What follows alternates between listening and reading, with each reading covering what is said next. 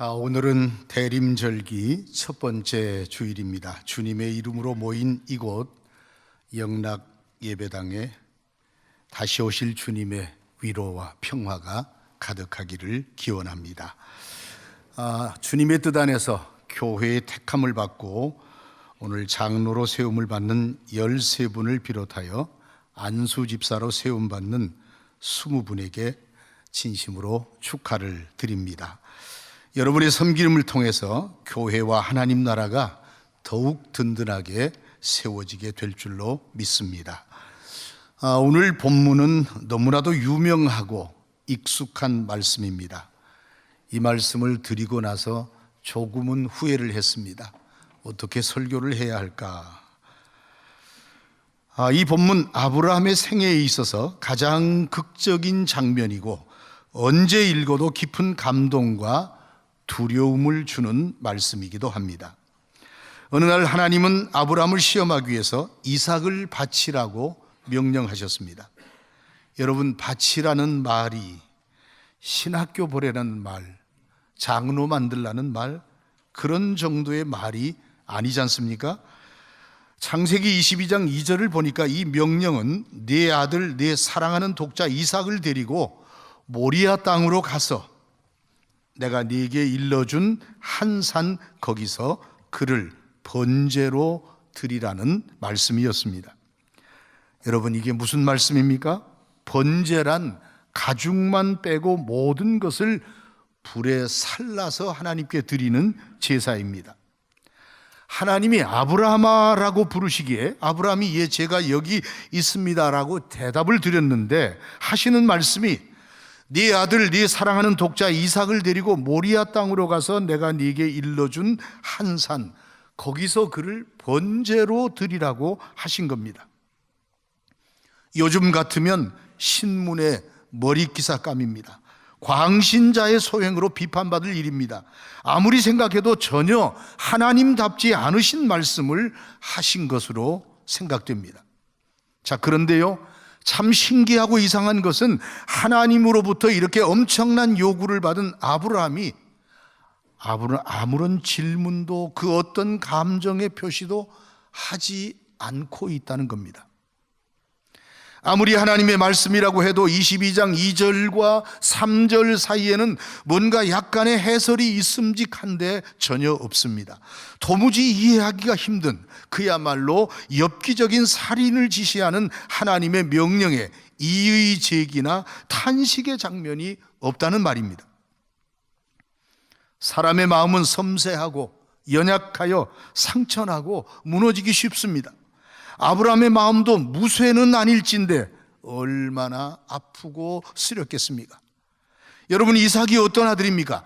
백세라는 고령에 얻은 자식입니다. 그런데 이 아들을 제물 삼아 불로 태우랍니다. 해도 너무하십니다. 이건 말도 안 되는 요구 아닙니까? 줄 때는 언제고 다시 달라고 하십니까? 이건 정말 모순이고 부조리입니다. 훔친 제물도 싫어하실 하나님께서 어떻게 사람을 죽여 제물로 받으시렵니까? 이삭을 가리켜 약속을 성취할 내 씨라고 하였는데 그가 죽으면 약속이 취소되는 것 아닙니까? 아마 제일 난감한 일은 평생 같이 살아온 아내에게 하나님, 제 아내에게는 뭐라고 설명을 해야 할 것이며 또 함께 살던 이웃들에게는 뭐라고 변명을 한단 말입니까? 이런 것이 네가 믿는 여호와 하나님의 은총이고 축복인가? 너의 하나님은 어디에 있는가? 라고 하면서 한껏 비웃을 그들에게 어떻게 답변을 한다는 말입니까? 정말로 하나님, 이게 뭡니까? 라고 할 만한 상황입니다.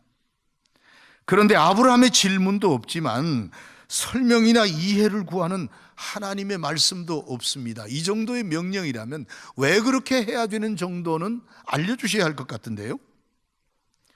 이 이야기 끝부분에 나오는 말씀처럼 이 시험은 아브라함이 하나님을 얼마나 경외하는가를 확인하시기 위한 시험이었습니다. 창세기 22장 1절을 보면요, 이 사건, 이 이야기가 시작되는 부분이죠. 이 일 후에라는 말씀이 나옵니다. 그것은 앞장에 있었던 어떤 일들을 이어서 말씀하는 것으로 보입니다. 21장을 보면 고대하던 약속의 자녀를 얻어서 잘 키우고 있었고, 하갈과 이스마엘의 문제도 정리됐으며 거주하던 땅의 통치자 아비멜렉과의 관계도 평화스러워졌습니다. 그러니까 이렇게 생각해 볼 수 있습니다. 이렇게 모든 것이 잘 되고 형통하고 평안한 날에도 나를 기억하고 믿음을 잘 지키고 있느냐, 나를 여전히 그 어떤 것보다도 더 좋아하고 사랑하고 있느냐를 확인하시는 시험이라고 할 수 있습니다. 물론 우리는 이 사건의 전말을 다 알기 때문에 이렇게 말합니다만, 아무리 그래도 아브라함이 이삭을 바친다는 것은 여러 면에서 불가능한 일이었습니다. 이삭을 죽이는 것은 하나님의 신뢰를 무너뜨리는 일이고 언약의 성취를 불가능하게 하는 일이었습니다. 하지만 여러분, 비록 그렇기는 해도 하나님의 명령은 때로는 인륜과 사회 풍습을 넘어설 때가 있음을 우리는 인정해야 합니다. 주님을 따르기 위해서 직업이나 부모 형제를 버려야 할 때도 있다는 말입니다. 우리가 알아야 할 것은 사실 하나님의 말씀은 윤리나 의리나 도덕은 아니라는 것입니다. 우리가 하나님께 절대적으로 순종할 수 있는 이유, 절대적으로 순종해야 할 이유는 그 명령의 내용이 합리적이거나 윤리적이거나 이성적이기 때문이 아닙니다. 명령하시는 분이 하나님이시기 때문에 우리는 그분께 순종하는 것인 줄로 믿습니다. 아브라함의 즉각적인 순종은요, 우리를 더욱 놀라게 합니다. 그는 아침에 일찍 일어나 하나님이 자기에게 일러주신 곳으로 길을 떠났습니다. 번제에 쓸 나무를 쪼개서 준비하고 두 사환과 이삭과 더불어 모리아 땅의 그 어떤 산을 향하여 길을 떠났습니다. 사람이라면 충분히 가질 수 있는 의심이나 불만이나 항변을 묻어둔 채 부조리와 모순을 속으로 사귀면서 아무와도 상의하지 않고, 마치 지난날 하나님의 부르심을 받고 고향 친척 아버지의 집을 떠나 순례의 길을 출발했던 것처럼 묵묵히 순종의 길을 떠났습니다. 여러분, 순종이 뭡니까? 너무 쉬운 건 물어보면 다들 대답을 안 하시더라고요. 순종이 뭡니까? 순종이 히브리어로는 샤마라는 단어를 쓴 것 같아요. 근데 이 말이 뭔가 하면 잘 들으란 얘기입니다. 어려운 뜻 아닙니다. 잘 듣고 잘 행동하라, 그런 것을 의미하는데요, 우리말의 의미는 순순히 복종한다라는 뜻이 있습니다. 아무 말 없이 순순히 말을 잘 듣는 것이 순종입니다. 다시 말하면 토달지 않고 예하는 것이 진짜 순종이라는 겁니다. 하나님의 말씀에 순종을 그렇게 하라는 겁니다. 그렇습니다, 여러분. 교회 일꾼의 최고의 덕목은 무엇일까요? 적어도 오늘 말씀을 보면서 할 수 있는 말이 있습니다. 말 없는 순종입니다. 예수님이 말씀하시니 물이 변하여 포도주 됐네라는 찬양이 있습니다. 말씀하시면 말씀하신 대로 되게 하는 것이 순종입니다. 예수님의 첫 번째 기적, 물이 포도주가 되는 과정에서 아무도 토달지 않았습니다. 오늘 교회의 중직에 세워지는 분들은 다 이런 일꾼들이 되시기를 축원합니다. 22장 4절을 보면 아브라함 일행은 집 떠난 지 사흘 만에 하나님이 말씀하신 그 산이 보이는 곳까지 도착했습니다. 아마도 이 사흘 동안의 여정은 아브라함의 일생에서 가장 고통스러운 시간이었을 것이 분명합니다. 이제는 두 사환도 더 따르지 못하게 하고 희생 제물이 될 아들의 등에 그 아들을 태울 나무를 지우고 자신은 불과 칼을 들고 계속하여 걷습니다. 바로 그때였습니다. 자기를 태울 나무를 등에 지고 묵묵히 걸어가던 이삭이 정막을 깨고 갑자기 입을 열었습니다. 내 아버지여 라고 부릅니다. 틀림없이 이때 아브라함은 피가 거꾸로 흐르고 진땀이 솟아났을 것입니다. 그는 하나님의 명령을 듣는 순간부터 하나님을 순종해야 하는 믿음과 아들을 사랑하는 마음으로 갈등하고 고민했을 겁니다. 얼마나 그랬겠습니까? 그러나 그는 태연한 척 아들의 부름에 대답합니다. 그래 아들아, 내가 여기 있다. 너 왜 그러니? 이삭이 묻습니다. 풀과 나무는 있거니와 번제할 양은 어디에 있습니까? 내 아버지여 하고 아버지를 부르더니만 이제는 문제의 핵심을 찌르는 질문을 던집니다. 이때 아브라함의 심정이 어떠했을까요? 어쩌면 이 순간이 이 시험의 클라이맥스인지도 모르겠습니다. 이 순간이야말로 자식을 사랑하는 부모라면 다 포기하고 발걸음을 돌이킬 수밖에 없는 순간이 아니겠습니까? 어느 부모가 계속 걸어갈 수 있겠습니까? 진정한 순종으로 나아가는 길은 이렇게 쉽지 않습니다. 이삭의 질문은 도무지 대답할 수 없는 질문입니다. 물론 아브라함에게는 이미 모든 질문에 대한 원칙적인 답이 있었습니다. 아브라함은 솟아오르는 아비의 본심을 누르고 이삭에게 대답합니다. 내 아들아, 번제할 어린 양은 하나님이 자기를 위하여 친히 준비하시리라. 아멘. 드디어 모리아 산에 이르러 아브라함은 제단을 쌓습니다. 제물을 태울 나무를 벌려놓고 그 위에 아들 이삭을 묶어서 올려놓았습니다. 손을 내밀어 칼을 잡고 그 아들을 잡으려고 합니다. 바로 그 순간 하나님이 아브라함을 막으십니다. 천사를 통해 주시는 음성이 들립니다. 그 아이에게 내 손을 대지 말라. 그에게 아무 일도 하지 말라. 네가 내 아들 내 독자까지도 내게 아끼지 아니하였으니 내가 이제야 네가 하나님을 경외하는 줄을 알겠노라. 아멘. 여러분, 아브라함의 순종은 말이 아니라 행동으로 나타나는 말 없는 순종이었습니다. 그렇게 함으로 아브라함은 하나님께 인정받고 하나님께 감동을 드린 믿음의 주인공이 되었습니다. 오늘 영락교회의 중한 직분을 받으시는 여러분, 아브라함처럼 말은 없지만 행동으로 순종하는 일꾼 되어 하나님께 큰 기쁨 드리시기를 바랍니다.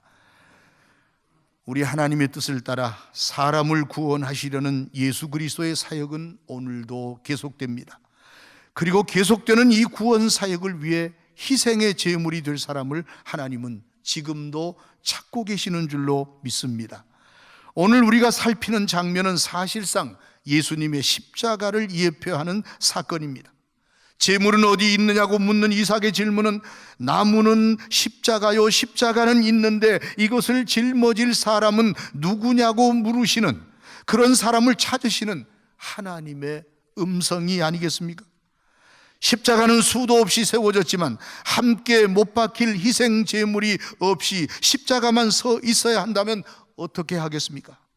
직분을 받는 뿐만 아니라 오늘 우리는 모두 불과 나무는 있으나 제물은 어디 있느냐고 물으시며 또 찾으시는 하나님의 음성을 들으시기를 바랍니다.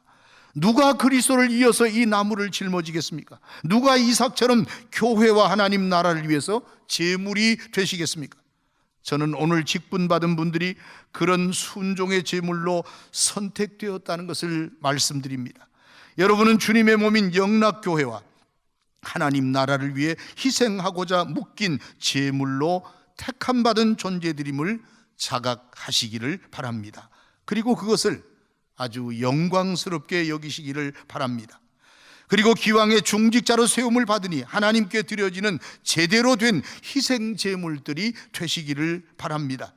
하나님은 오늘 또 내 아버지여 번제할 어린 양은 어디 있습니까? 가슴을 찌르는 아픈 질문에도 불구하고 묵묵히 하나님의 뜻을 따르는 아브라함처럼 순종하는 자를 찾으십니다. 그리고 아버지의 이상한 행동을 묵묵히 받아내는 이삭처럼 순종하는 자를 찾으십니다. 그런데 제대로 된 희생 제물이 되려면 우리는 묶여야 합니다. 즉 결박을 통한 희생이 필요합니다. 희생의 제물인 이삭은 묶여서 제단에 올려졌습니다. 우리는 이삭의 처지에서도 이 사건을 생각해 볼 필요가 있습니다. 이유도 모른 채 죽을 뻔했던 이삭의 심정을 이해할 수 있겠습니까? 여러분이 이삭이라면 이 상황을 받아들일 수 있겠습니까? 아마도 10중 8구는 자신의 부모가 나이가 들어 망령이 들었다거나 광신자가 되었다거나 드디어 미쳤다고 생각할 것입니다. 그런데 이삭은 자신의 몸을 내어놓습니다. 여러분, 이삭이야말로 참으로 순종의 사람인데요, 그가 말로 아버지를 이기지 못하겠습니까? 힘으로 아버지를 당하지 못하겠습니까? 이미 아브라함은 100살이 훨씬 넘은 노인이고 이삭은 제사에 사용할 나무를 지고 산에 오를 정도의 힘센 청년이 되었습니다. 그런데도 이삭은 아버지가 자신을 묶을 때에도, 결박당한 자신을 제단에 올릴 때에도 자기 몸을 아버지께 내어 맡겼습니다. 마지막 칼이 들어오기까지 무방비 상태로 있었습니다. 아브라함의 칼 앞에 잠잠했던 이삭의 모습은 마치 병정들의 창칼 앞에서 잠잠했던 예수 그리스도의 모습을 생각나게 합니다. 얼마나 철저한 순종입니까? 힘없어서 당하는 것이 아닙니다. 묶이고 자신을 태워버릴 나무 위에 눕고 자기를 찌를 칼을 기다리고 자기를 태울 불꽃을 기다렸습니다. 마음만 먹으면 얼마든지 노쇠한 아버지의 이 이해할 수 없는 행동을 뿌리칠 수 있었을 것입니다. 그러나 이삭은 아버지의 뜻에 묵묵히 순종합니다. 사실 묶였어도 벗어날 수 있고 뿌리칠 수도 있고 저항할 수도 있었습니다. 묶였기에 마치 아무것도 할 수 없다는 듯이 이삭은 그렇게 묵묵히 순종했습니다. 이삭의 일생이 비교적 평온하게 우리에게 받아들여지는 것은 그가 이미 평생토록 겪어도 다 못 겪을 엄청난 시련과 시험을 통과한 사람이기 때문은 아닐까 하는 생각을 해보았습니다. 그 역시 그것이 하나님의 뜻인 줄 알았기 때문입니다. 참된 희생이란 내 뜻과 내 행동과 내 자유가 주님을 위해서 묶이는 것입니다.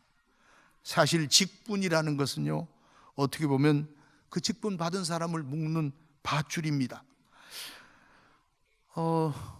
전에는 마음대로 말했는데 직분을 받고 보니 말도 못하게 됩니다.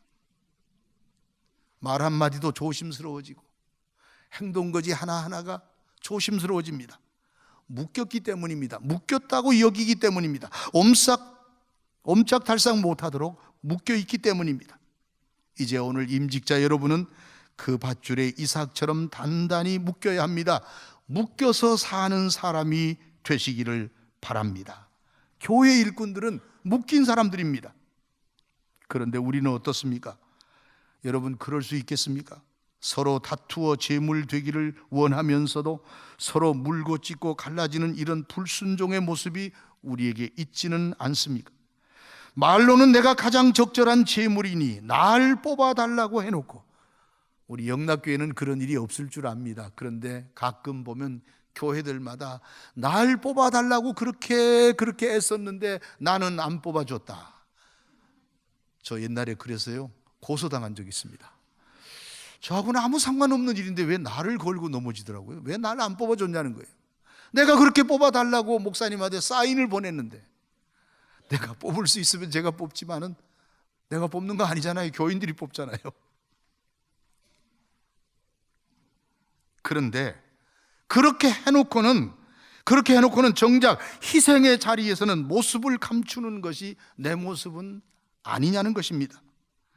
바울 사도의 가르침대로 사람이 감독의 직분을 사모하여 얻고자 하는 것은 선한 일에 속합니다. 초대교회 당시에 감독이 되는 것은 온전한 헌신과 희생이 요구되었던 것만큼 대단히 어려운 것이었습니다. 그 어려운 것을 사모하고 자청하니 선하다는 것입니다. 이 점은 지금도 마찬가지입니다. 교회의 직분자가 되고자 하는 것은 선하고 가치 있는 일입니다. 그런데 헌신하고 얼마나 희생하느냐가 문제입니다. 그렇게 사모하고 영광스럽게 여기던 직분을 받은 뒤에 어떻게 하느냐는 겁니다. 여러분이 받게 될 직분은 명예나 권세가 아닙니다. 계급도 아니고 교권도 아닙니다. 벼슬이나 받은 것으로 착각하면 안 됩니다. 착각은 자유지만요, 교회의 항존 직분자가 되는 것은 신분 상승 정도로 생각하면 절대 안 됩니다. 그리고 그렇게 자꾸 올라가는 길에서는 예수님을 만나기 어렵습니다. 자꾸 내려가는 길에서 주님을 만난다고 그 유명한 무슨 헨리 나우인인가 하는 영성신학자가 말했어요. 내려가는 길에서 주님을 만나요. 올라가는 길에서는 주님 만나기가 어려웠다고 그의 경험을 말하는 것을 본 적이 있습니다. 예수님은 하나님이시면서도 사람으로 내려오셨습니다. 세리나 창기나 죄인들의 친구가 되었습니다. 세례 요한의 성 밑으로 들어가셨습니다. 무슨 예수님이 아쉬운 게 있다고 세례요한에게 세례를 받는단 말입니까? 기독교는 내려가는 길에서 예수님을 만나고 은혜를 받습니다. 오늘 직분 받는 분들은 올라갔다 여기지 말고 내려가시길 바랍니다. 섬기는 직분이요, 희생의 직분이기 때문입니다. 설교를 마치는 부분이 돼야 되는데 이런 얘기를 해도 괜찮을지 모르겠어요. 여기 이기현 목사님이 뒤에 앉아 계신데, 사실은 몇 년 전에 제가 이기현 목사님네 교회 헌신 예배를 갔다가 이 예화를 쓴 것 같아요. 그래서 안 써야 되냐 고민하다가 이제 쓰기로 마음속에서 작정했습니다. 여러분, 희생, 섬김, 이걸 생각나게 하는 좀 웃기는 이야기이긴 합니다. 여러분 한번 들어보십시오. 비행기에서 흘러나온 밧줄에 11명이 매달려 있었습니다. 그들은 밧줄이 끊어져 모두가 죽지 않으려면 그들 중에 한 사람은 내려야 한다는 결론을 내렸습니다. 마침내 그들 중에 한 명이 내가 내리겠소, 그렇게 말합니다. 그리고 그는 자신이 어떻게 내릴지, 내가 왜 내리려는 마음을 가지게 되었는지에 대해서 아주 감동적으로 일장 연설을 하게 됩니다. 그때 그 연설을 듣던 나머지 10명이 너무너무 감동이 되어서 손뼉을 쳤습니다. 결과가 어떻게 됐는지 여러분 상상하시길 바랍니다. 여러분, 이게 무슨 이야기일까요? 희생하는 자, 죽고자 하는 자, 묶여서 주님을 섬기고 주님 뜻대로 날 사용하십시오, 자기를 내놓는 자가 산다는 이야기요. 그런 자들을 통해서 역사가 일어난다는 그런 얘기가 아니겠습니까? 이삭은 죽지 않았으나 죽었고 또 죽었으나 다시 살아났습니다. 이것이 우리가 믿는 우리 기독교의 역설이기도 합니다. 아브라함처럼 말 없는 순종, 이삭의 경우처럼 묶여서 생사람 잡혀도 순종하는 종들이 다 되시기를 주의 이름으로 축원드립니다. 기도하겠습니다. 하나님 감사합니다. 영락교회를 섬기기 위해서 세움받는 귀한 종들, 아브라함을 생각하며 그의 아들 이삭을 생각하며 말 없는 순종과 묶여서 자신을 아낌없이 드림으로 정말로 살아가는 귀한 종들이 되게 하여 주옵소서. 예수님의 이름으로 기도드립니다. 아멘.